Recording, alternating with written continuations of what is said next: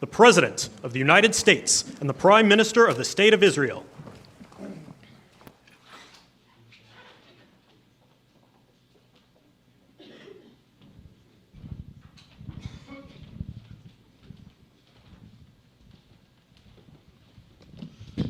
Thank you very much, everybody.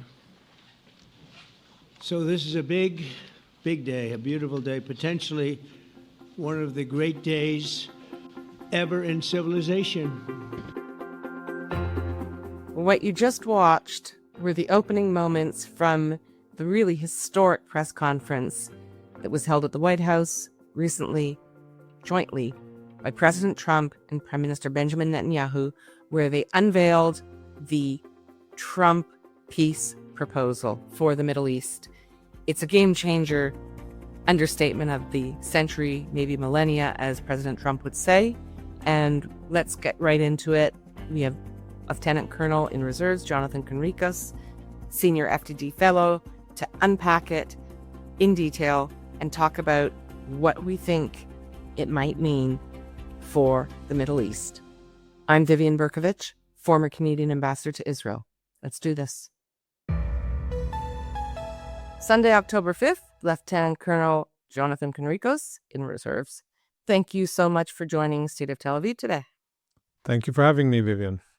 We have a lot to get through. We had a recent, very dramatic development in the Middle East. President Trump and Prime Minister Benjamin Netanyahu standing together in the White House, holding a joint press conference and announcing to the world that a concrete 21-point peace proposal had been hammered out in the previous days. We seem to think that we have reason to be optimistic, guardedly. What's in the plan, and what does it mean? Yeah, so I think there's room for cautious optimism, because this presidential plan, unlike the first Trump vision over Gaza, which entailed moving the population out, rebuilding it, moving the population back in, and creating a Singapore on the Mediterranean, that was undercooked, diplomatically speaking, did not have regional or international buy-in. None of the important stakeholders were happy to support it. And even though that plan may have been a better plan for the future of Gaza, it doesn't matter, because it was dead on arrival, more or less, and didn't do anything. This plan that the president just unveiled is pretty well prepared, and there's been a lot of diplomatic legwork being done behind the scenes by President Trump himself, and most importantly, his team, Kushner and many others that have been part of really building an alliance here. And I think very importantly, getting Sunni Arab states and Turkey on board and having their support, in addition to Indonesia and Pakistan and other Muslim countries that are now for the first time saying openly to Hamas that Hamas, we do not want you to govern Gaza in the future. We want you to return the hostages. We want you, Hamas, to disarm, and that the control over Gaza should be handed over to an international body, a force, a bit ambiguous, and then eventually be handed over to Palestinian technocrats for self-governance. That's the gist of the program, and I think very importantly, it has Arab support, European support, and President Trump, I think, has Prime Minister Netanyahu exactly where he wants him, because Israel, to be frank, does not have any other meaningful strategic partner, and what President Trump says goes. And I, as an Israeli, I'm pretty happy with the plan. I think that it provides a lot of the security assurances that are needed, and it creates the chances for a better future for Israelis and for Arabs in Gaza. So I have no major issues with the plan, but this government under Prime Minister Netanyahu has kind of found itself now in a situation where it's Trump's way or the highway with very little wiggle room, and that isn't necessarily a positive thing at all. But if we look at the plan, we have the core tenets of it, which says all of the hostages, 48 live and dead, are to be released within 72 hours of an agreed upon ceasefire. Israeli troops will start to withdraw, and President Trump yesterday tweeted a map with lines of withdrawal that he claims, we haven't had that really corroborated by Israel, but that he claims, and I believe him, it was approved and agreed on by Israel, where there's different lines in Gaza where Israeli troops will withdraw, eventually leaving the Gaza Strip after hostages are returned successfully and completely, still not clear, but for a thin perimeter or thin buffer zone along the borders, including the border between the Gaza Strip and Egypt, the Philadelphia corridor, and a buffer zone along the border between the Gaza Strip and Israel, basically from Kerem Shalom in the south to the Mediterranean Sea in the northeast. Then the important part, which is still, it's a statement, but there's still no flesh on the bone, is that the Gaza Strip will be de-radicalized. Now, you can read into that many things, and I'm sure many people and organizations and institutions will read different things into that the Gaza Strip will be de-radicalized, and we can expand about that in a second. But then Hamas will be forced to disarm and lay down their weapons. They will have the ability to get a safe exit from the Gaza Strip if they choose to leave and evacuate the Gaza Strip, and they won't be persecuted or harmed as they are surrendering. And then that Hamas will not control the Gaza Strip in the future, but that an international board of peace, as the president dubbed it, will oversee events, and that local Palestinian and Arab and international technocrats will manage the Gaza Strip until it is ready enough to manage itself. Important to emphasize, the Palestinian Authority has not been mentioned by name, and I think that is not an oversight or a mistake. I think that is by intention, whereby the Trump plan doesn't say that the control over Gaza will be handed over to the Palestinian Authority. That's kind of a red flag for Israel. I think Israel definitely doesn't want the PA in control over areas A and B in Judea and Samaria or the West Bank and the Gaza Strip after the war. And I think Israel, specifically this government, will fight that tooth and nail. But some kind of self-governance, just to emphasize and clarify, no annexation of land in Gaza, no mention of, and specifically, I think, mentioned that it wouldn't happen. Nobody has to leave Gaza, no forced removal or migration. And from my point of view, also regretfully, no mention of the fact that people who would want to leave the Gaza Strip would be able to do so through Egypt. So those are the tenets, and we can discuss different parts of it, agreed upon by Israel. And as we're speaking, additional pressure, verbal pressure applied by President Trump, whereby he tweeted and said on CNN, we will see how serious Hamas are. If they're serious, they will release hostages. If no, they will face very severe consequences. And I think he knows pretty well that Hamas will try to play for time. They will try to use the hostages as that shiny object that is so coveted and so emotionally connected for us Israelis, and I think for the president himself and many, many decent human beings around the world.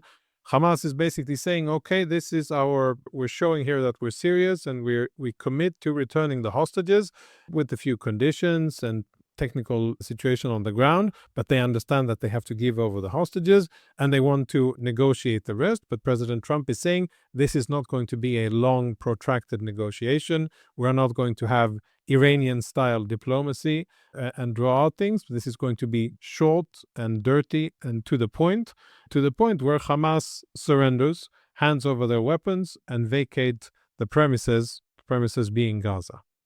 So let me jump in there because there's an awful lot in there. And what I'd like to do is just go back to that Friday, about 10 days ago. Friday morning, I was in Toronto at the time, actually watching it live. Prime Minister Netanyahu's speech to the UN General Assembly, when most members of the UN got up. It was a coordinated stunt by the Palestinian delegation. We've seen the letter they sent around. Most of the world got up and walked out, and he spoke to a near empty hall. Yes, theatrics, and doesn't really mean a lot legally, but also very meaningful because what it did was demonstrate very visually how isolated Israel has become diplomatically. And even the countries that remained in the hall, among them my other home country, Canada, did so while gritting teeth. Our ambassador to the United Nations, Bob Ray, said, well, yeah, I stayed because it's my job to listen. So that was a very grudging kind of, concession. But we had just come through a week of recognition, unconditional recognition by many Western states, led by Prime Minister Mark Carney of Canada, unconditional recognition of the state of Palestine. It's like, enough, we've had it, we can't deal with Netanyahu. And it is a very personal issue for many of these leaders. So we're just going to recognize Palestine and be done with it. That was on Friday. It was over the weekend that it seems a lot of activity was undertaken by the White House. And it was, I believe, the following Monday when President Trump and Prime Minister Netanyahu took to the dais in the White House to present this peace proposal to the world. And you've very thoroughly outlined the major tenets and points of that plan. But now what I want to do is start kind of going at some of the layers. Here are some of the initial rough spots. In your introduction or your comment, you didn't mention Qatar. You mentioned Turkey, a number of other countries. Qatar obviously is critical. And President Trump is being very complimentary and solicitous of the Emir of Qatar. What a great friend, just like President Erdogan of Turkey. But the fact is that Qatar started out saying, we support this plan with other Arab nations in the region. And that, of course, came after Prime Minister Netanyahu read a scripted apology to the Emir for the September 9th air attack on Hamas headquarters in Doha. So that apology is read, it's filmed, the Emir says, okay, I'll sign on, I'll back the plan, and they go and have their press conference. Within 24 hours of that, the Emir of Qatar was starting to kind of wobble. And, well, maybe we don't have to completely defang Hamas, and maybe this isn't so fantastic. A number of Arab countries have come out highly critical of President Trump's suggestion that to former UK Prime Minister Tony Blair, who has a long and deep history of diplomacy in the region, that Tony Blair is the right guy to run this thing. Yes, President Trump will be the de facto chair of the board, so to speak, which signals his seriousness of intention and following through and keeping an eye on things. And nobody wants Trump kind of hollering down the phone and wagging his finger at them. But Tony Blair would be the day-to-day point man. And my understanding is there's significant mistrust of Sir Tony Blair in the Arab world. So what I'd like to do now, before we even get to the hostage issue, which is about to hit a snag, can you comment on that? On Qatar's role and Sir Tony Blair's role? Yeah. So before that, I think quite a remarkable turn of events under and thanks to President Trump, who he didn't undo the French, Canadian, British, Australian, horrible Portuguese and others, but those were the four important countries. He didn't really undo their silly, naive, reckless recognition of a Palestinian state, but I think he dialed it back and he poured a big bucket of reality, cold, hard reality over that silly diplomatic endeavor. And I think that's how it's going to remain for the foreseeable future as well. That was interesting to see. Second observation, Qatar, yes, just to be clear, Qatar is a state sponsor of terrorism. Qatar supports Hamas financially and politically. Qatar harbors, aids and abets ISIS, Al-Qaeda, and the Taliban. Qatar is, I think they probably should be recognized as writing the book, or at least adding the most recent chapters in influence operations and soft power by a small country. And I think they are now getting return on investment with interest with the investments that they have made in buying hearts and minds in the West, specifically in the US, DC, but not only. And in addition to what you said, and that humiliating moment where the Israeli prime minister had to apologize to a terror-supporting country for attacking terrorists that they were harboring, it's an absurdity, and I have some pity for Netanyahu that he had to do it. I think he had very little choice, and that goes back to the beginning of what I reflected on, how reliant Israel has become under Prime Minister Netanyahu on Trump as the sole international ally and supporter. And Trump was adamant because Qatar was adamant. In addition to that, to add another insult to injury, or injury to insult actually, was that President Trump declared that he now ordered not a defense treaty, but basically under the powers vested in him, a presidential decree where the U.S. will de facto defend Qatar more than they've done before and make sure that nobody violates their airspace or their sovereignty, and even including putting U.S. assets, men and women, in the line of fire in order to do so. Unprecedented. I'm sure the Saudis are very envious because that is something that the Saudis have been asking for, dreaming of for a long time. And the Qataris landed it allegedly without really giving anything in return. What I think is being given in return is Qatari support of the Trump ceasefire or peace deal, and that they're giving up or cutting loose Hamas and basically supporting what President Trump is saying, returning all the hostages, disarming Hamas, and kicking Hamas out of running the Gaza Strip in the future. So strategically speaking, that is not good because Qatar is a very bad, nefarious country that supports terrorism, that instigates violence, that has a very important role in the distribution of radical Islam, Muslim Brotherhood through Al Jazeera, their TV mega organization, media empire Al Jazeera, which is everywhere. And of course, through their buying of people, institutions, universities, political parties, museums, education, and everything else that they can buy with their tremendous wealth in the West. So that is not a good development. A strengthening of Qatar, security assurances for them, that's not a good situation. About Sir Tony Blair, yeah, I can understand why Arabs have an issue because Sir Tony Blair is positive towards Israel.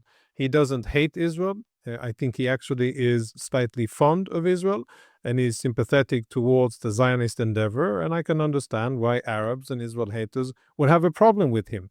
And I'm sure that they would have wanted to have a Starmer or a Macron or a Carney leading that situation. And I'm sure that they would find someone much more hospitable to Hamas's demands in any of those three gentlemen that I named. But that isn't it. And Trump has decided that it's Sir Tony Blair. He's a talented and experienced diplomat and former head of state.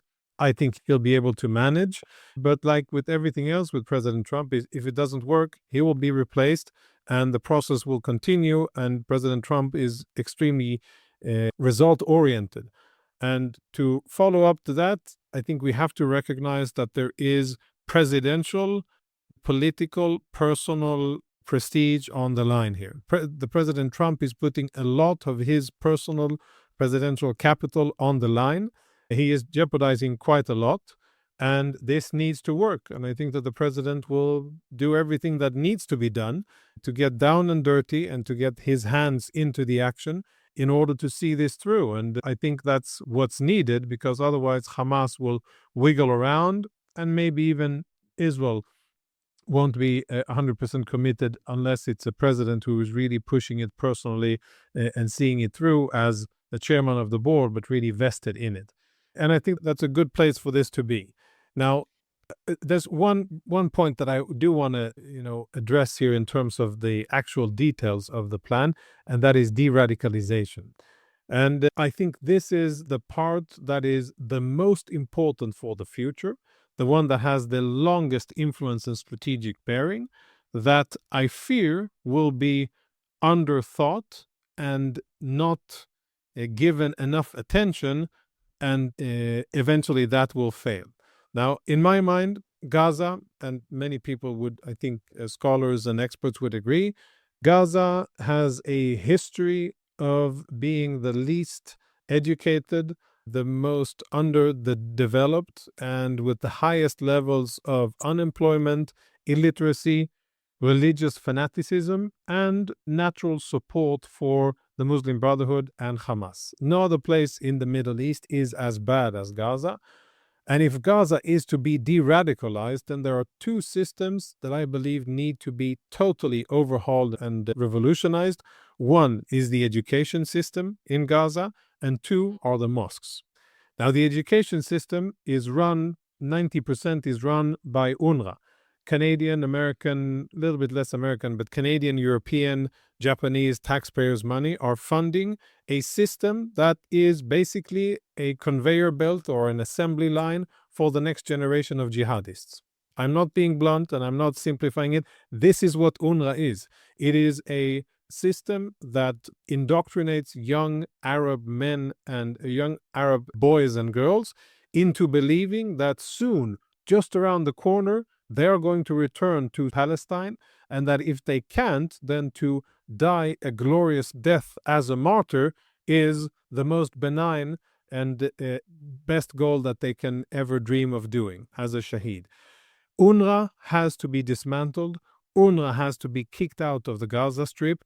And if that doesn't happen, then I think we're going to revisit or face the consequences of a radical Gaza in 5 years, 10 years, and we will be facing some other jihadi abomination. If it isn't Hamas, then it's ISIS, and if it isn't ISIS, then it's something else just around the corner. But the bottom line is that if we don't address UNRWA, and if we don't address the mosques in Gaza, the situation will persist. It'll continue to be a radical extremist society that is hate-filled, anti-Semitic, and terror-supporting, which is what, in general terms, Gazan society is today.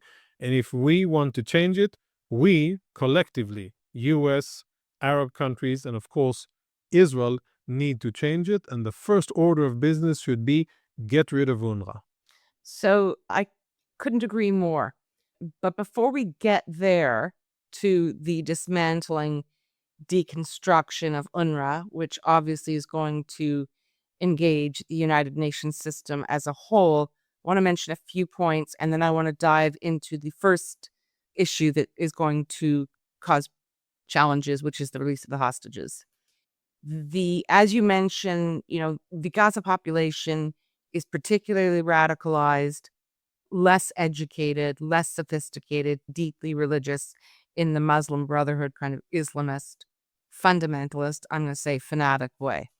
It's also important for our listeners to understand that I believe it's just under half of the population of Gaza, which is around 2.1 million today, are under the age of 20, meaning that they really have no experience of having existed with Israel in even a remotely normal way. So, before Hamas came into power, before Israel withdrew unilaterally from the Gaza Strip, there was much freer movement across the border between the Gaza Strip and Israel. Yep. Many people from the Gaza Strip worked in Israeli businesses, farms, homes, and children would also have been exposed to something other than IDF soldiers in the course of a war. So when we've heard this over and over from hostages who have been released, that when they were left alone, I think Ali Sharabi was saying this most recently on his book tour, he was really fearful when they were left alone with the younger guards because they were the cruelest, meanest, most sadistic. The older ones tended to have a little more compassion. Yeah, compassion is a big word for Hamas terrorists. Yeah, but yeah, he was less afraid of them. But I also remember that Eli Sharabi wrote and said that he was, and I read his book, and I recommend everybody should read it.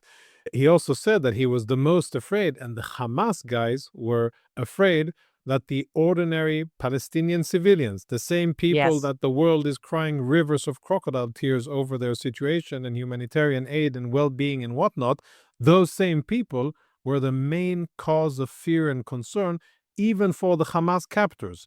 And when Eli had to relocate from one tunnel to another with the Hamas terrorists who were forcing him, they were really on edge because they knew that if the mob, ordinary Palestinians, Gazans, would see an Israeli hostage, they would lynch him. And that really tells you so much about the state of affairs and how deep, how animalistic the hatred is towards Jews and Israelis. It goes way beyond, I think, anything that our listeners can comprehend in Canada or in the US or UK, where that kind of behavior, maybe our grandfathers encountered it in the Second World War.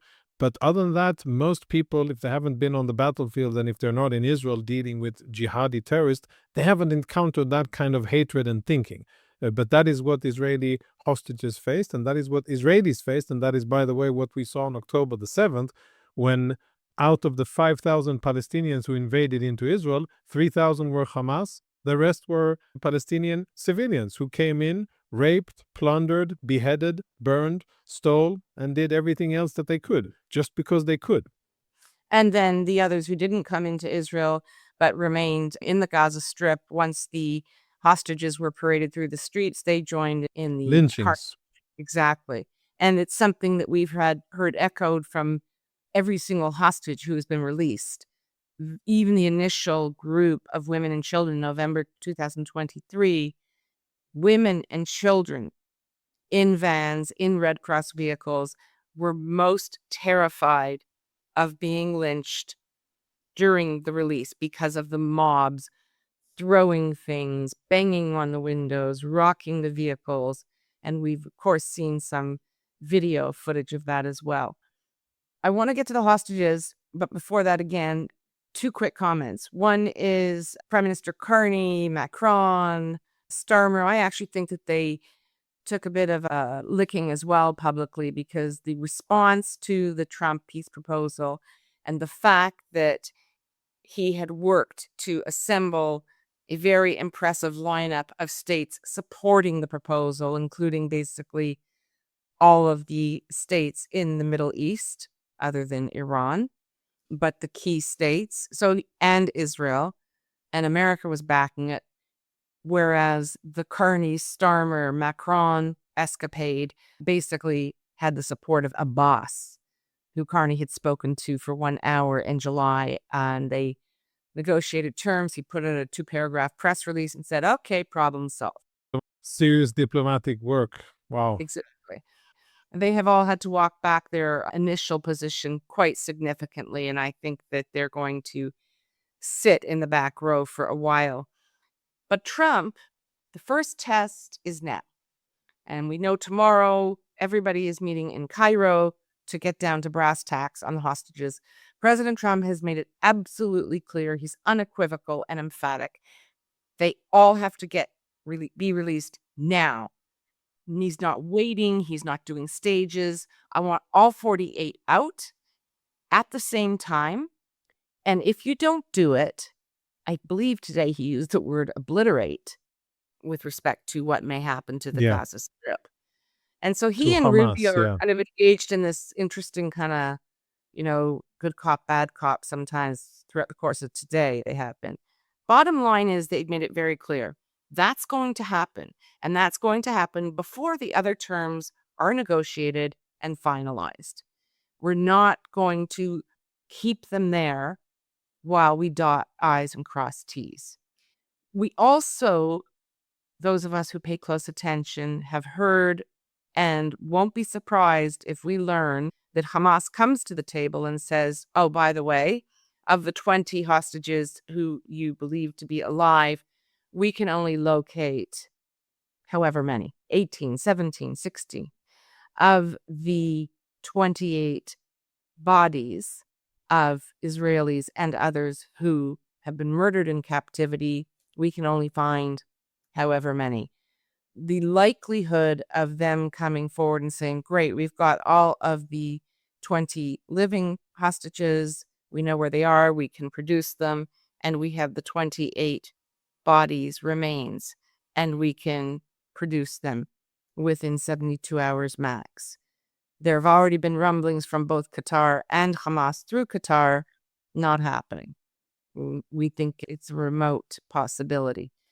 Comment, if you would, on what you think about that, because if that turns out to be the case, and even if they do have all of the hostages and remains, it would be such a Hamas trick to, come to the table just to put Israel in the squeeze, right?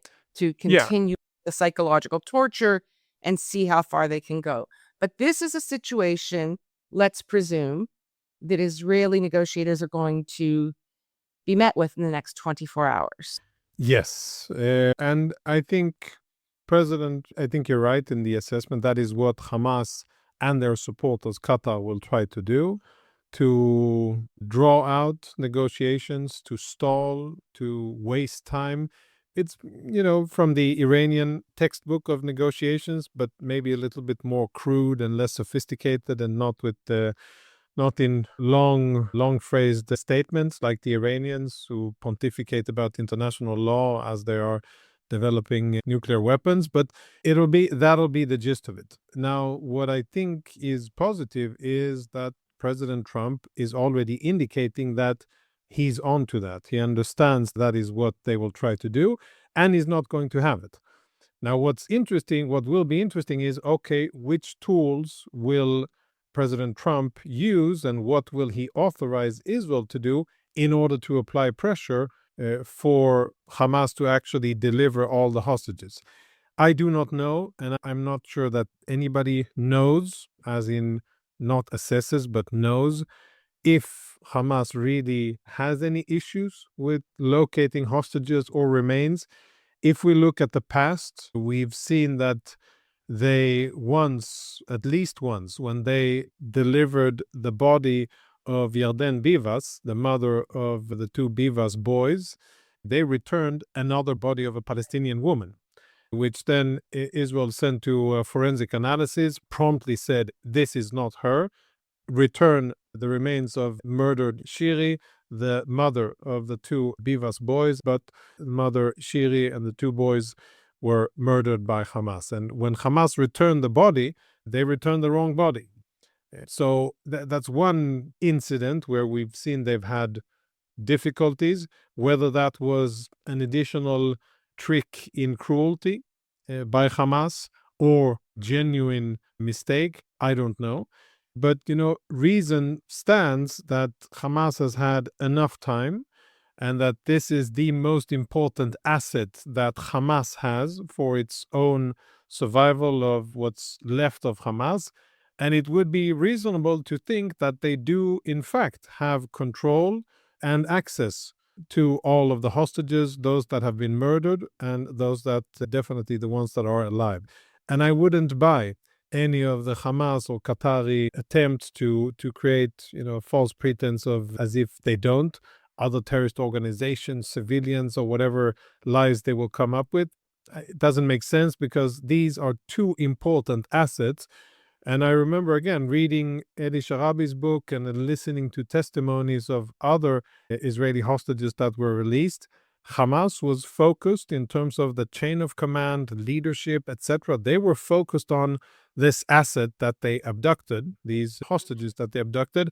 And I don't think that 2 years have passed and they've, misplaced them, or that they have become less important in the eyes of Hamas and therefore not accessible. On the contrary, the longer the time goes by, the more important they are for Hamas. And therefore, I don't think it is reasonable that Hamas should claim that they have difficulties locating them.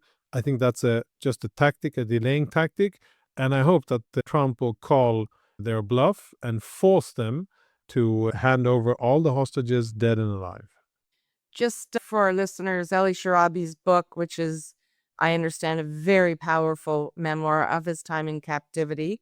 And he gets into, of course, some of his experiences since he's been released. It has been out in Hebrew for a couple of months, I believe. And on Tuesday, 2 days from today, it will be published in English. So you can do your pre-orders. And I'm told by many people that it is very well worth the read, very much so. I want to just try to pull together a lot of other parts of this peace proposal. Let's assume that one way or another, we get past the hostage issue and they are released. And we all desperately want that to be the case in the coming days. And then the negotiators are going to have to drill down quickly and effectively into all of the other issues that sit there. We've talked a bit about de-radicalization, but I want to hear from you on a few others that Hamas and Qatar have already begun to push back on. Well, you can't tell Hamas to disarm. Maybe Hamas says we need to hang on to defensive weapons, not offensive weapons. You can't say that Hamas cannot remain a governing force in any way in the Gaza Strip. And there have been a number of other kind of points on which Hamas and Qatar have pushed back and said this just isn't on, you're going too far. Again, what's your read? Because to me, those are non-negotiables for President Trump. Well, everything is negotiable, some more than other points. But bottom line, I think these are crucial for Israel and they are crucial for the future.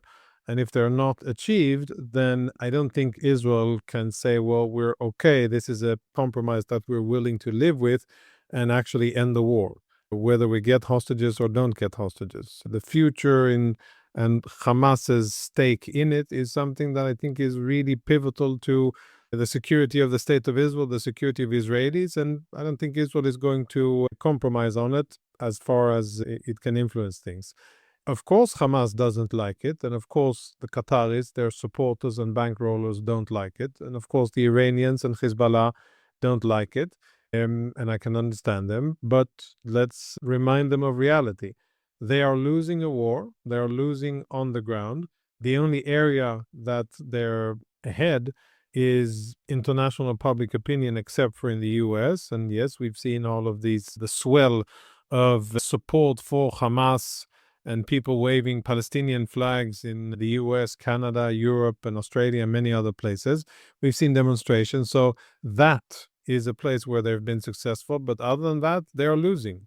They've lost most of their infrastructure. They've lost most of their assets, most of their key personnel. Rank and file soldiers or terrorists, yes, there are new recruits that have filled the void.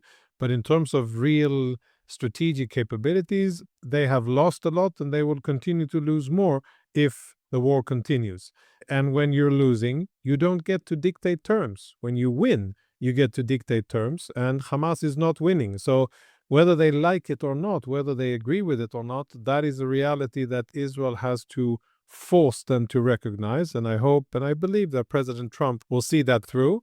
And hopefully, and again, a lot here hinges on exactly how conducive and positive Qatar will be when it comes to actually cutting Hamas loose.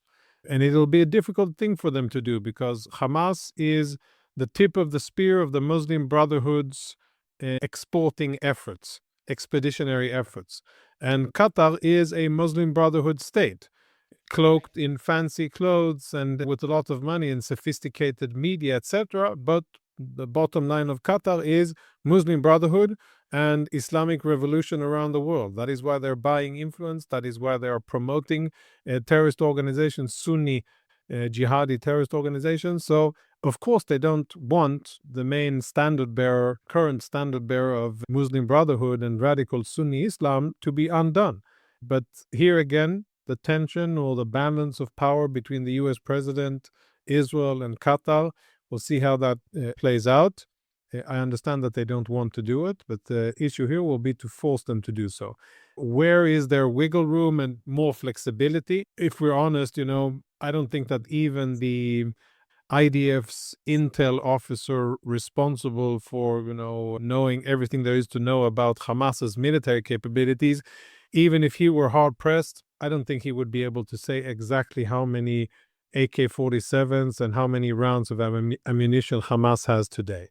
So the whole disarmament, I think it will be much more declarative and maybe for the cameras.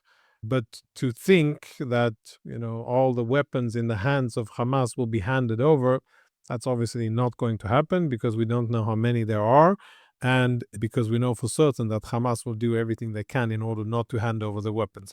What's easier to measure? Production facilities of rockets, tunnel building capabilities, finances in terms of the research and development funds, and tunnel infrastructure. Those are things Right. that are more tangible, that can be quantified and measured and monitored to a little bit better extent. But to go high resolution and AK-47s and 7.62 rounds of ammunition, that isn't going to be successful.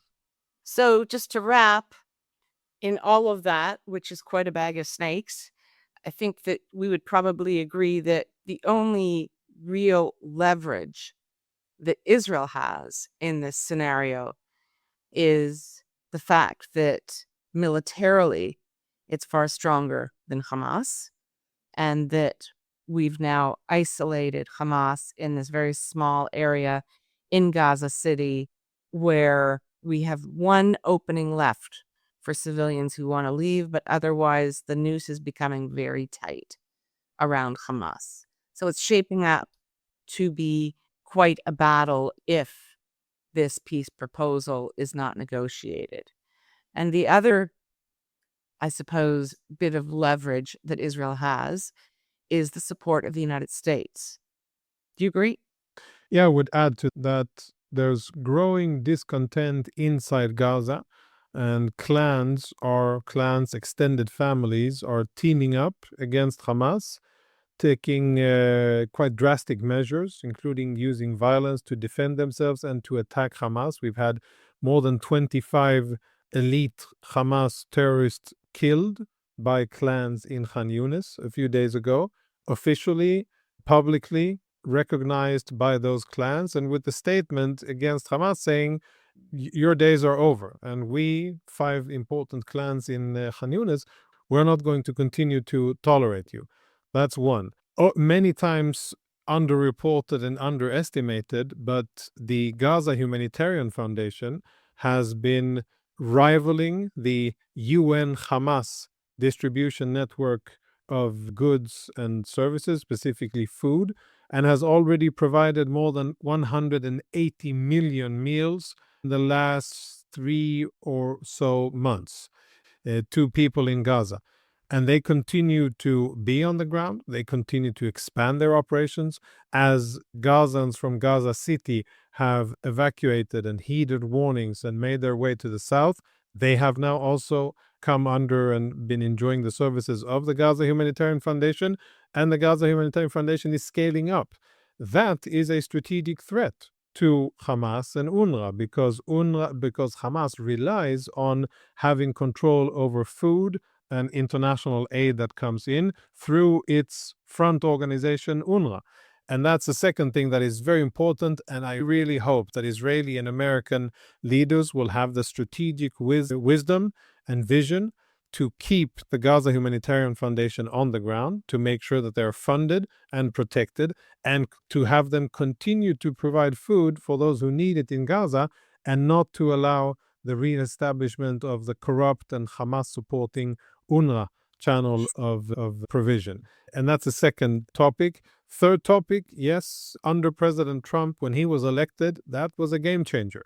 Had he not been elected, I think the war would have ended many months ago, and it would have ended with the US and the international community forcing Israel to take the dictates of Hamas, whereby Hamas would have been able to hold on to hostages and release a few in drips and drabs and extend the situation. And Hamas would have been able to use the leverage their abuse of Palestinian civilians, their use of human shields, and the humanitarian situation.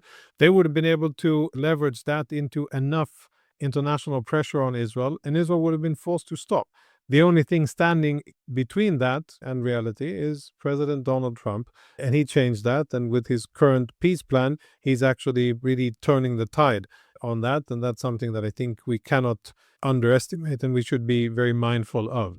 Bottom line, we're in the early stages of, I think, a new chapter. It's uncharted. Hamas is on the back foot. Israel has the ability to achieve most of its goals. I hope that the US president will be steadfast and apply pressure on Qatar, which will then apply pressure on Hamas to actually hand over the hostages and then disarm and vacate the Gaza Strip for the sake of Gaza and the people who live there.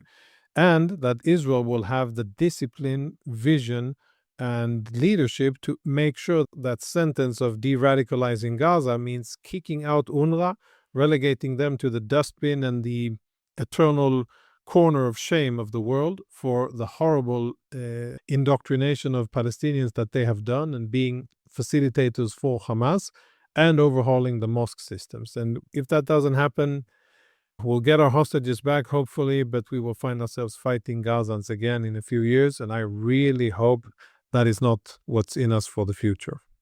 Well, amen to that, but I do think I'm of the view that the hostage issue is going to make or break this whole process. Hamas has to deliver on that. It gives Prime Minister Netanyahu a very easy out. And in my view, that would be really unfortunate. So it's going to be a bit of a nail biter for the next few days. And I agree with you totally on the de-radicalization, get rid of UNRWA and many other UN organizations that operate in the Gaza Strip currently with humanitarian agendas. They have to be replaced, and it's going to have to be something, like the Marshall Plan that was introduced to lead the denazification and rebuilding and rehabilitation in every way of Nazi Germany after World War II. We have a very similar kind of problem here. It's going to take tremendous work, and if anyone can do this and bring it home, I think that President Trump can, so let's hope it's successful.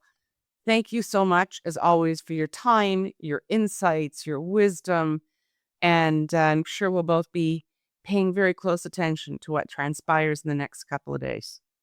Thank you, Vivian. We will be paying attention and praying. I'm sure both of us will, together with Am Israel all over the world and good people all over the world, for the safe return of the hostages, those that are alive to their families, for the long journey of healing, and those that are dead for proper burial so that their families will have closure. Amen. Thank you, Jonathan. Thank you, Vivian. Thanks for joining us today. I hope you feel more informed, better informed about what's going on the ground and what may transpire in the coming days. Thanks for being here.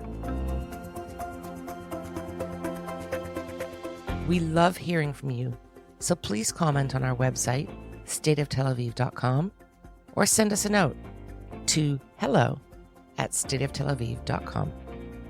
On behalf of the State of Tel Aviv core team, Jan Zabo, our creative, graphic, visual, and marketing man, Amir White, producer and editor extraordinaire, sound guy, who is also impressively patient with me and my boomer tech deficiencies, and our social media manager, who pitches in on everything, Maya Naftalin. Thanks to the team. Thanks to you for being here. We'll be back soon.